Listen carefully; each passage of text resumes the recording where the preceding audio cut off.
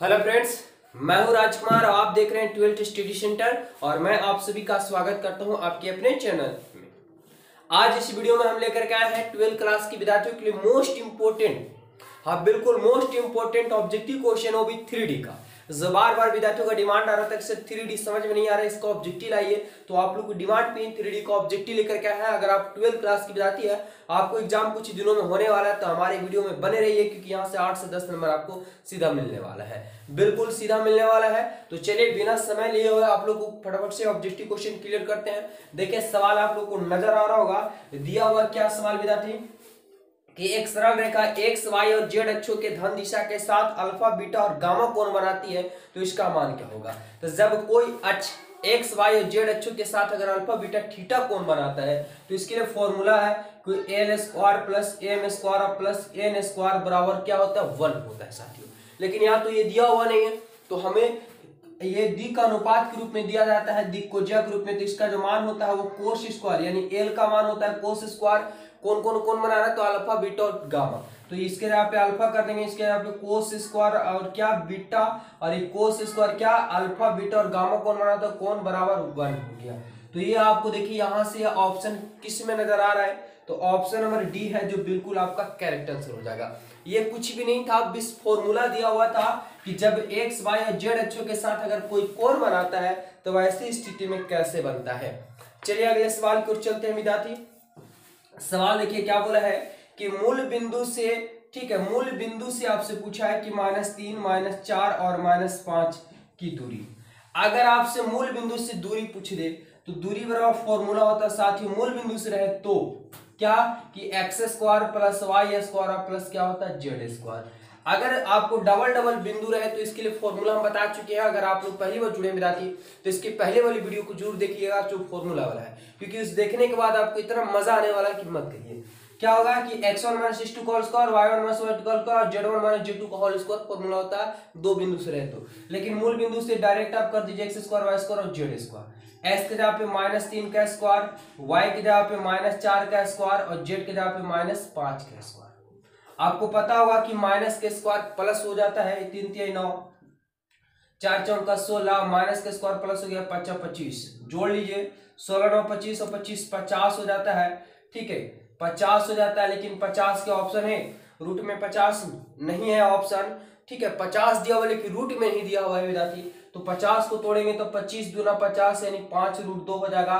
जो ऑप्शन कहाँ है, तो ऑप्शन नंबर जो है बी बिल्कुल आपका सही जवाब हो जाएगा विद्यार्थी। चलते हैं अगले सवाल की ओर। आप लोग क्वेश्चन नजर आ रहा होगा, फटाफट से देखते जाएंगे। क्वेश्चन है अगला, बोला है कि बिंदु जो दिया हुआ है -4 -3 और 7 और बिंदु दिया हुआ है -1 1 और -5 के बीच की दूरी, यही है ना। कैसे बनेगा अभी जस्ट हम बताएं आपको। दूरी के लिए फॉर्मूला होता है साथियों, क्या होता है देखिए, जब डबल डबल बिंदु से रहे तो दूरी सूत्र क्या बनता है साथियों, समझेंगे कि रूट अंडर x1 - x2 का होल स्क्वायर और प्लस y1 - y2 का whole square plus z1 - z2 का होल स्क्वायर। आपको कहीं कहीं देखने को मिल जाएगा आपको x2 - x1, तो घबराइएगा नहीं क्योंकि a - b का होल स्क्वायर या b - a का होल स्क्वायर बात बराबर होता है, ठीक है। देखिए हमारे पास x1 y1 z1 x2 y2 z2 होता है, ठीक है। तो x1 के स्थान पे हमारे पास -4 है, माइनस का चिन्ह x2 के स्थान पे, तो आगे वाला में से आगे वाला, बीच वाला में से बीच वाला, लास्ट वाला में से लास्ट वाला घटा दीजिए, कोई रटने की जरूरत नहीं। माइनस हमारे फॉर्मूला से होता है और माइनस यहाँ भी दिया तो माइनस माइनस क्या कर देंगे प्लस का होल स्क्वायर। अच्छा y1 के स्थान पे -3 है, माइनस फॉर्मूला से y2 के स्थान पे 1 हो जाएगा। अच्छा z1 के जगह पे 7 दिया हुआ, माइनस का चिन्ह z2 के स्थान पे -5 है, माइनस मेरा फॉर्मूला से और माइनस यहाँ तो माइनस माइनस प्लस 5 का होल स्क्वायर हो जाएगा। अब जरा समझिएगा कि -4 में से +1 जाएगा तो क्या बचेगा, तो -3 बचेगा। तो -3 का होल स्क्वायर, -3 और -1 -4 का होल स्क्वायर और 7 और 5 क्या होगा 12 का स्क्वायर, यही होगा ना।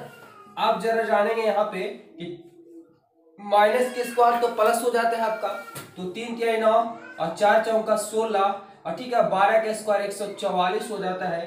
तो जरा जोड़ लीजिए कि 6 और 9 9 6 15 15 4 19 के 9 हाथ में 1 4 1 5, 5 एक हाथ से 6 और 1 एक में 169 और 169 का वर्गमूल आप लोगों को पता होगा कि 13 होता है। और देखिए कि 13 ऑप्शन कहाँ दिया हुआ है, तो ऑप्शन नंबर बी में बिल्कुल सही हो जाएगा। और ये आप सवाल देख रहे होंगे कि 2021 के एग्जामों में देखने को मिला है विद्यार्थी, तो बड़ा ही मजेदार क्वेश्चन है टोटल सभी। चलते हैं अगले सवाल की ओर। चलिए अगले सवाल की ओर बढ़ते हैं। और अगला सवाल जो आपको दिया हुआ है नजर आ रहा होगा, दिया हुआ कि अंतःखंड के तल के रूप में मानक समीकरण होता है। ये आपसे सीधा कुछ नहीं, बस फॉर्मूला पूछ दिया। अंतःखंड के तल का मानक समीकरण क्या होता है विद्यार्थी? तो देखिए इसका जो 2014 और 2021 के एग्जाम में लिखा गया, तो ये होता है एक्स वाई जेड, बीच में सब प्लस प्लस होगा, बराबर 1 होगा।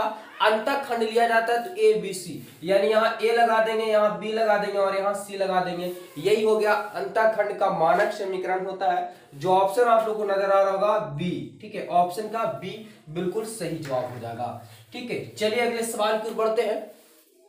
अगला सवाल आप लोग देख रहे होंगे कि किसी सरल रेखा का दिक् अनुपात दिया हुआ है। क्या दिया हुआ? दिक् अनुपात। तो दिक् अनुपात हमको दिया हुआ, दिक् अनुपात और दिक् कोसाइन दो होते हैं विद्यार्थी, कंफ्यूजन नहीं होना है। दिक् अनुपात में सिर्फ संख्या लिया जाता है, ठीक है, कितना कितना है, तो 1 3 और क्या है 5 दिया हुआ है। तो इसका दिक् कोसाइन जरा ध्यान दीजिएगा, दिक् कोसाइन कैसे निकलता है, ठीक है, दिक् कोसाइन कैसे निकलता है। तो ये जो माना जाता है दिक् अनुपात विद्यार्थी, इसको इस रूप में हम मान सकते हैं, ए बी और क्या मान सकते हैं, सी के रूप में मानते हैं। तो दिक् कोसाइन का जो फॉर्मूला होता है कि ए और बटा root under a square plus b square plus c square, comma b बटा root under a square plus b square plus c square. बिल्कुल सभी को फॉर्मूला याद होगा इसका, ठीक है, सी बटा root under a square plus b square plus क्या सी स्क्वायर होता है। तो यहाँ ए का मान कितना दिया हुआ, तो 1 बटा रूट अंडर, तो 1 का जगह पे 1 का स्क्वायर, बी के जगह पे 3 का स्क्वायर, सी के जगह पे 5 का स्क्वायर, कॉमा बी के मान क्या दिया हुआ, तो 3 हो जाएगा, और रूट अंडर 1 का स्क्वायर 3 का स्क्वायर प्लस 5 का स्क्वायर, सी के मान 5। फिर से वही बात दोहराएंगे कि 1 का स्क्वायर प्लस 3 का स्क्वायर प्लस 5 का स्क्वायर। आप क्या कर सकते हैं कि एक ही बात निकाल के बैठा देंगे, कोई दिक्कत नहीं है। आपको फॉर्मूला यहाँ पे दे चुके हैं हम। एक देखिए क्या होगा कि 1 3 3 9 5 25, ठीक है, 3 बटा रूट अंडर वही चीज 1 प्लस 9 प्लस 25, ये सब्जेक्टिव बनाने में काम भी आ जाएगा आपको, ठीक है, 1 प्लस 9 प्लस 25, जरा जोड़ लीजिए कितना आएगा, कितना आएगा, तो 25 और 10 35 हो जाएगा, ठीक है, 3 बटा रूट 35, 35 का वर्गमूल नहीं होगा, इसलिए आपका ये यही रह जाएगा। क्या कहीं पे नजर आ रहा है ऑप्शन में 1 3 5 1 3 5 root root 35 35 35, option number A नजर आ रहा होगा विद्यार्थी, बिल्कुल सही जवाब हो जाएगा। और ये 2016 और 2020 के एग्जामों में देखने को मिला था, और बिल्कुल ऐसे सवाल आपको एग्जाम में देखने को मिलेंगे। तो वीडियो अच्छा लग रहा हो तो वीडियो को जरूर लाइक कीजिए, और चैनल में पहली बार जुड़े हैं तो चैनल को सब्सक्राइब कर लीजिए, क्योंकि जल्दी आप लोगों के बीच में रेगुलर कंटेंट हम देने वाले हैं। थोड़ा समय की नहीं मिल पा रहा है, जिसकी वजह से हम आप लोग को रेगुलर क्लास नहीं करवा पा रहे हैं। देखिए YH पूछ दिया कि YH का दिक् कोसाइन क्या होगा, बस क्या पूछा है कि दिक् कोसाइन, है ना, दिक् कोसाइन क्या होगा। तो इस जब भी ऐसा क्वेश्चन देखने को मिले तो ऐसे सवाल में आपको रटने की जरूरत नहीं, बस ऑप्शन देखिए और ध्यान से लगाइएगा। अगर एक्स अक्ष वाई अक्ष क्या बोल दे, जेड अक्ष बोल दे, तब समझेगा कि यहाँ पे हम क्या करेंगे। जैसे ये वाई अक्ष बोला है तो जो अक्ष बोलेगा उसको लेंगे, जो अक्ष नहीं बोलेगा उसको जीरो कर देंगे। जैसे में कोई नहीं तो अंक लिया जाता है, 1 लिया जाता है। तो एक्स अक्ष बोला है तो हमको क्या पता है कि पहले एक्स का मान, उसके बाद वाई, उसके बाद जेड। तो एक्स अक्ष अगर बोले तो 1 लेंगे, 0 हो जाएगा वाई की जगह पे, जेड की जगह पे 0 हो जाएगा। अच्छा वाई बोला है तो 0 इसके जगह पे, वाई के स्थान पे 1 ले लेंगे और जेड के स्थान पे 0 ले लेंगे। जेड बोला है तो एक्स की तरफ 0, वाई की तरफ 0, जेड की तरफ 1 ले लेंगे। हमसे क्या पूछा है वाई अक्ष, तो वाई अक्ष क्या हो जाएगा, तो 0 1 0। जो ऑप्शन कहाँ दिया हुआ, ऑप्शन नंबर डी दिया हुआ, बिल्कुल सही जवाब हो जाएगा। तो इन सब भी आपको इनमें तीनों में से कोई पूछ दिया जाए एग्जाम में तो आप बिल्कुल आज के बाद बता देंगे कि जो अक्ष बोलेगा उसको लेंगे और जो अक्ष नहीं बोलेगा उसको हम 0 0 कर देंगे। और 2015 में 18 में और 20 में पूछा हुआ विद्यार्थी, ठीक है। चलिए अगला सवाल, अगला बोला है कि 3, 4, 5, ठीक है, कि एक्स अक्ष से, ध्यान दीजिएगा, एक्स अक्ष से क्या पूछा, दूरी पूछ दिया।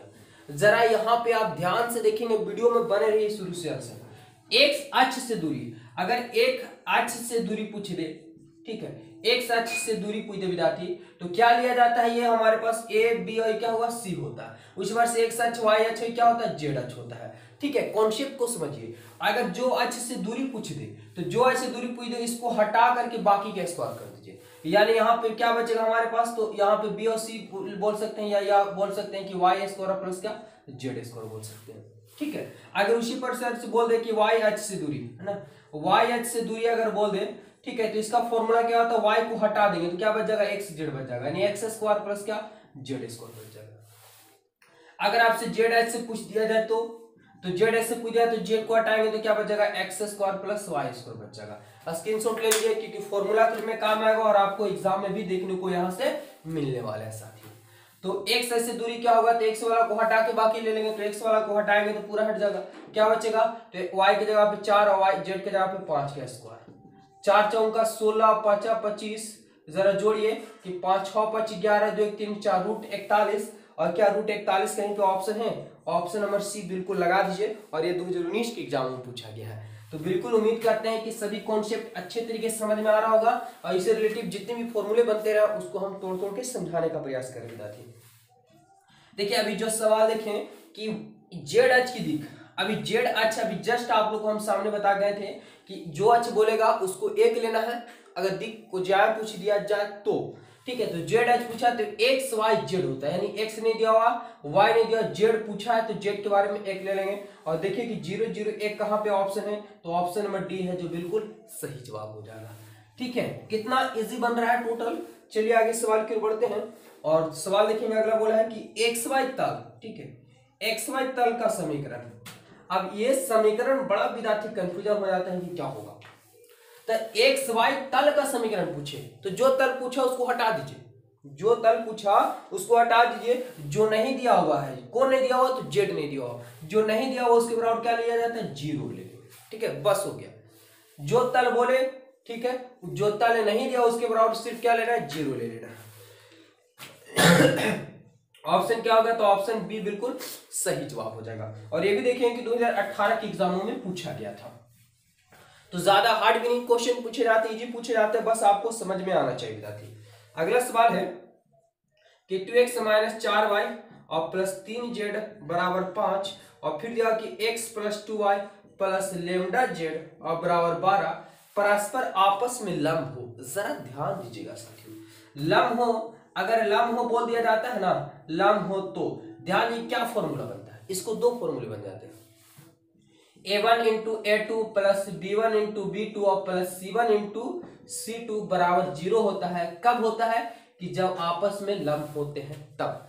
तो इसको हम a1 b1 c1, ये क्या हो जाएगा, a2 b2 और ये क्या हो जाएगा हमारे पास c2 हो जाएगा। ठीक है, जब भी ऐसा सवाल देखने को मिले तो, या L1 L2 M1 N2 N1 N2 बराबर 0, जब लंब की स्थिति में पाए जाते हैं तब क्या होगा विद्यार्थी, तो यहाँ पे हमारे A1 की जगह पे 2, A2 की जगह पे कुछ नहीं, तो कितना गुणांक दिया होगा 1, अच्छा B1 के स्थान पे -4, अच्छा B2 के स्थान पे क्या हो जाएगा 2, C1 के स्थान पे 3 और C2 के स्थान पे लैम्डा, बराबर कुछ नहीं तो 0 हो जाएगा, है ना। तो क्या होगा, 2 गुने करेंगे 2 हो जाएगा हमारे पास, और प्लस माइनस माइनस 4 दूना 8 हो जाएगा, 3 गुने लैम्डा करेंगे 3 लैम्डा, ठीक है, 3 लैम्डा और बराबर 0। ठीक है, अब यहाँ पे 2 में से -6 हो जाएगा, सॉरी -8 आएगा तो -6 हो जाएगा, प्लस 3 लैम्डा बराबर 0। अब 3 लैम्डा का हमको मान निकालना है, तो प्लस इधर जाएगा तो सॉरी माइनस इधर तो प्लस में लैम्डा निकालेंगे तो 6/3 गुना कोटा भागा 3 गुना 6, यानी लैम्डा बराबर 2 हो जाएगा। जो 2 ऑप्शन कहाँ पे नजर आ रहा है, तो ऑप्शन नंबर बी। अरे क्या बात है, आज सिर्फ ऑप्शन बी और बी देखने को मिल रहा है। ये 2018 के एग्जाम में पूछा गया था, और 2018 के एग्जाम में बहुत ही हार्ड लेवल के क्वेश्चन पूछे गए थे विद्यार्थियों को। ठीक है, बहुत ज्यादा यहाँ से देखने को मिले थे जो बड़ा कंफ्यूज, क्योंकि ये जो 3D चैप्टर है ना, जो समझ जाते हैं उसी के लिए आसान है, बाकी के लिए हार्ड ही होता है। चलिए अगला सवाल है, क्वेश्चन नजर आ रहा होगा, दिया हुआ कि 4 3 7 और फिर दिया हुआ है कि -1 है, फिर दिया हुआ 1 -1 और -5 के बीच की दूरी। ठीक है, दूरी पूछा है, और 2016-2018 के एग्जामों में दिया गया था। आपको सीधा हम बता दें कि दूरी अगर डबल बिंदु से पूछे तो क्या लगाना है, कि x1 - x2 का होल स्क्वायर और प्लस क्या कि y1 - y2 का होल स्क्वायर, और फिर क्या तो z1 - z2 का होल स्क्वायर। यही होता है ना, बिल्कुल यही होता है। अब समझिए कि आगे वाला से आगे वाला घटाना, बीच वाला से बीच वाला, पीछे वाला से पीछे वाला, कोई फॉर्मूला नहीं, डायरेक्ट बना सकते हैं। तो 4 में से कितना जाएगा, माइनस फॉर्मूला क्यों हुआ, 4 में से क्या, तो 1 चला जाएगा। y1 के स्थान पे 3 है, माइनस y2 के स्थान पे -1 है, और माइनस मेरा पहले से दिया होता है इसलिए प्लस हो जाएगा।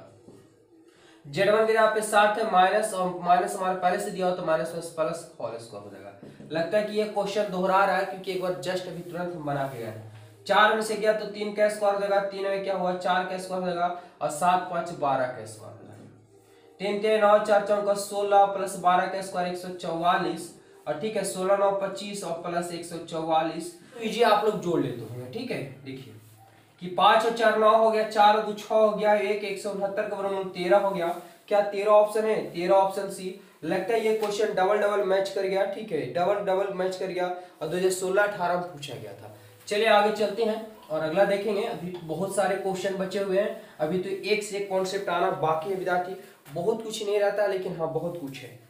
सवाल है अगला कि दो परस्पर रेखाएं का दिक् अनुपात दिया हुआ L1 M1 N1, ठीक है, L2 M2 N2, दोनों सरल रेखा परस्पर लंब होगी।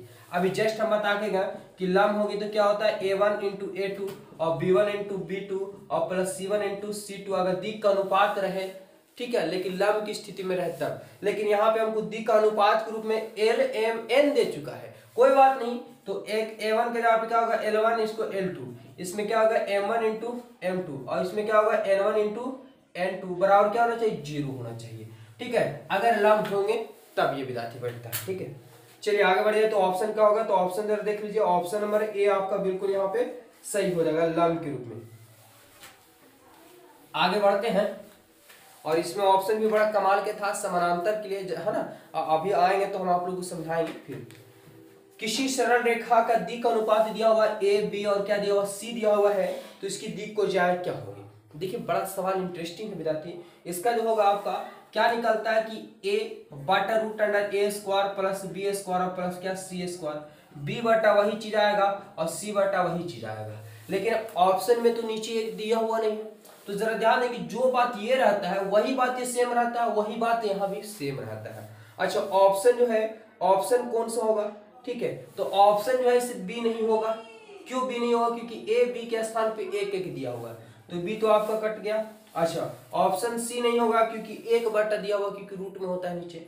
अच्छा ऑप्शन डी की बात है, ऑप्शन ए और डी में दिक्कत है, तो ऑप्शन डी में कि ए बी सी, नीचे में आप लोग देख रहे हैं कि root under a square sigma a square sigma b square sigma c square, तो ए बी सी नहीं है, बिल्कुल सब नीचे वाला सब क्या होता है सेम होता है, तो ऑप्शन डी भी नहीं होगा। तो ऑप्शन क्या होगा, ए बिल्कुल सही हो जाएगा, ठीक है, कि ए मतलब सबको इतना फॉर्म क्या मान चुके, ए मान चुके, तो ए भी ए हो गया, तो ए भी ए हो जाएगा। क्लियर है। चलिए आगे बढ़ते हैं और आगे देखेंगे। क्वेश्चन नंबर 15 की ओर चल चुके हैं विद्यार्थी कि एक सरल रेखा दिया हुआ कि अल्फा बीटा और गामा से गुजरती है। अल्फा बीटा और कहां से, अल्फा बीटा और कहां से, गामा से गुजरती है, और इसका दिक् को ज्या है ना, दिक् ध्यान दीजिएगा क्या दिया हुआ, दिक् को ज्या दिया हुआ है कि दिक् को ज्या एल एम और क्या दिया हुआ एन दिया हुआ है, तो इस है ना, तो सरल रेखा का समीकरण आप लोगों को पता होगा। सरल रेखा का समीकरण होता है विद्यार्थी, सरल रेखा का समीकरण जब एक बिंदु से गुजरता हो उसका दिक् अनुपात दिया हो क्या होता है, x माइनस x1, ठीक है, x माइनस x1 बटा एल, ये दिक् अनुपात दिक् को ज्या के रूप में लिया जाता है, ठीक है। यहाँ पे a भी लिख सकते हैं अगर दिक् अनुपात रहे तो। फिर होता है y माइनस y1 बटा क्या m, और फिर हो जाता है z माइनस z1 बटा n हो जाता है। अब यहाँ पे x माइनस x1 के स्थान पे क्या दिया हुआ था, अल्फा दिया हुआ बटा एल। अच्छा y1 के स्थान पे बीटा ले लेंगे और बटा m, और यहाँ पे z1 के स्थान पे गामा ले लेंगे बटा n हो जाएगा। अब जरा देखिए कि कौन सा हो जाएगा, तो ऑप्शन हमको नजर आ रहा है, ऑप्शन नंबर बी बिल्कुल आपका सही हो जाएगा, और ये 2017 के एग्जामों में देखने को मिला था विद्यार्थी। तो मजा आ रहा होगा, उम्मीद करते हैं कि सभी विद्यार्थियों को समझ में आ रहा होगा। अगर आप लोग 3D से परिचित नहीं है तो आप हमारे चैनल में जाइए, ठीक है, और आप उस वीडियो को जरूर देखिए जो आपको काफी फायदेमंद करेगा, ठीक है, क्योंकि वहां पे फॉर्मूले से रिलेटेड जितने बनते हैं टोटल कॉन्सेप्ट हम दे चुके विद्यार्थी।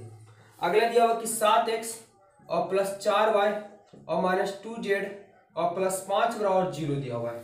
क्या पूछा है कि दिक् अनुपात, अरे वाह, दिक् अनुपात पूछा है।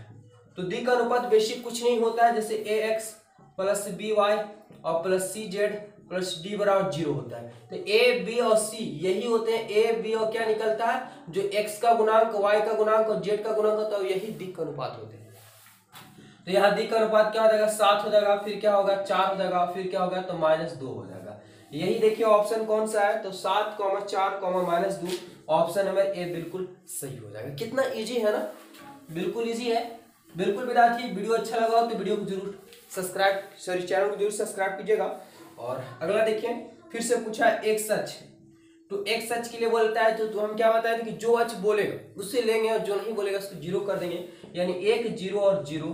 और ये भी 2011 और 16 में पूछा गया था। मतलब बार बार कहने का मतलब हुआ कि क्वेश्चन घुमा घुमा के सिर्फ आपको बेड़ा जा रहा है, नहीं वही चीज पूछा जाता है अगर आप कॉन्सेप्ट पकड़ लेते हैं तो। और देखिए सवाल नंबर 18 पहुंच चुके विद्यार्थी, कि यदि एल एम एन एक सरल रेखा का दिक् को ज्याय दिया हुआ है तब क्या होंगे। बिल्कुल अभी जस्ट हम आप लोगों को पढ़ के बताए थे स्टार्टिंग, सबसे पहला क्वेश्चन कि L square M square plus N square क्या होता है, 1 होता है। इसके स्थान पे अगर कोण बनाएंगे तो cos square alpha plus cos square beta plus cos square gamma लिया जाता है बराबर 1। ठीक है, तो ऑप्शन मिला लेंगे, ऑप्शन कहाँ पे हो जाएगा, तो ऑप्शन नंबर डी हो जाएगा। ठीक है, आगे बढ़ जाते हैं। अगला देखिए विद्यार्थी क्या हुआ कि एक सरल रेखा दिया हुआ है कि 2, -1 और 3 से गुजरती, ध्यान दीजिएगा इसको गुजरेगा, गुजरती है तो कहाँ रखेंगे, ऊपर रखेंगे, फॉर्मूला जो लिखे थे। ठीक है, इसके पहले वाला क्वेश्चन। और इसका दिक् अनुपात दिया हुआ है, ध्यान दीजिएगा दिक् अनुपात, दिक् अनुपात क्या दिया हुआ है, तो 3, -1 और 2 है, तो इसका सरल रेखा। जरा बताइए कि सरल रेखा का समीकरण क्या पड़ेगा। हम आप लोग के बीच में जल्दी जल्दी बताने का प्रयास कर रहे हैं क्योंकि समय नहीं है विद्यार्थी, और समय लेना नहीं चाहते हम आप लोग से ज्यादा। तो क्या होता है कि बताया जस्ट कि x - x1 बटा a और y - y1 बटा, यहाँ पे आप चाहे तो l कर सकते हैं, m कर सकते हैं, और यहाँ पे क्या कर सकते हैं z - z1 बटा, ठीक है, n, l m n, यानी यहाँ पे दिक् अनुपात के रूप में गिना जाता है। ठीक है, यानी a b c भी कर सकते हैं, कोई दिक्कत नहीं है।